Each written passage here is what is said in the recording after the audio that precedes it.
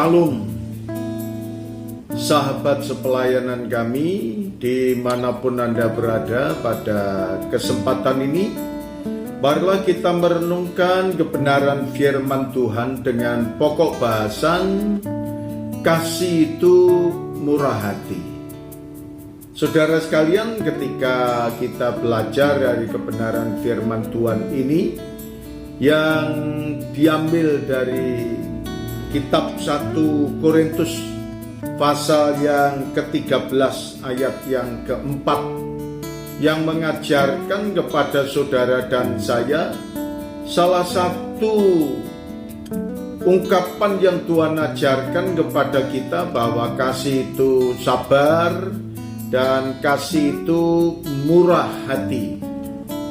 Apa makna daripada semuanya itu? Saudara sekalian, kalau kita belajar dari kata murah hati, itu ada unsur sedekah, ada unsur belas kasihan, ada unsur seorang dermawan terhadap orang lain.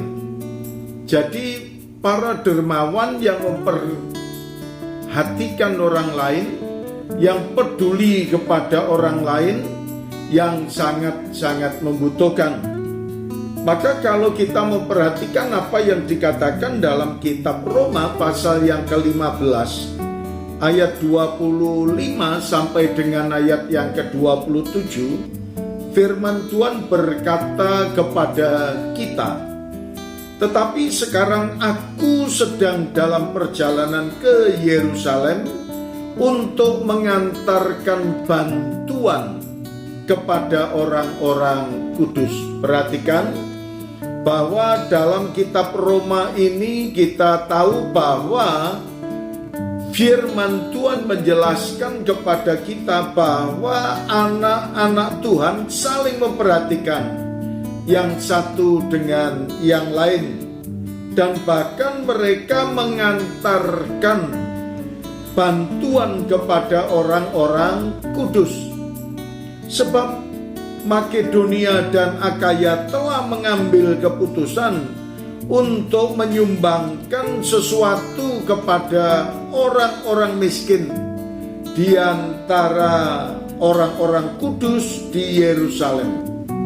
Mereka juga memperhatikan di antara orang-orang kudus siapa yang berhak untuk menerima bantuan, untuk menerima sumbangan.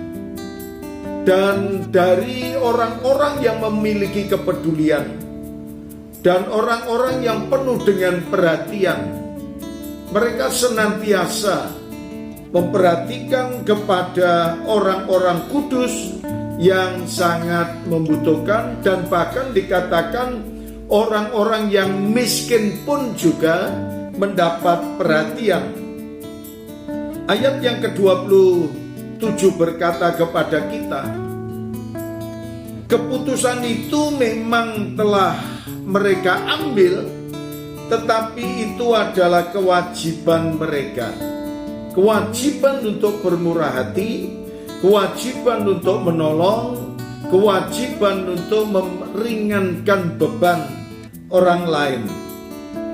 Tetapi itu adalah kewajiban mereka, sebab jika bangsa-bangsa lain telah beroleh bagian dalam harta rohani orang Yahudi, maka wajiblah juga bangsa-bangsa lain itu melayani orang Yahudi dengan harta duniawi mereka.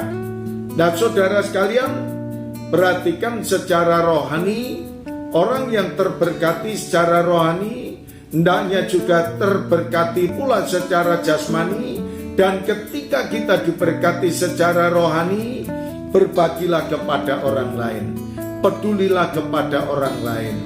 Niscaya setiap orang yang peduli, setiap orang yang sungguh-sungguh punya hati untuk meringankan beban orang lain, maka kita pun akan menikmati berkat-berkat terlebih dahulu sampai kita bisa boleh menjadi saluran berkat. Terima kasih Tuhan tentang ajaran bermurah hati.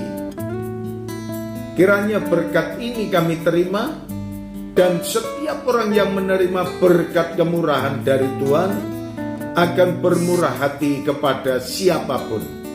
Terima kasih Tuhan, di dalam nama Tuhan Yesus kami berdoa. Amin.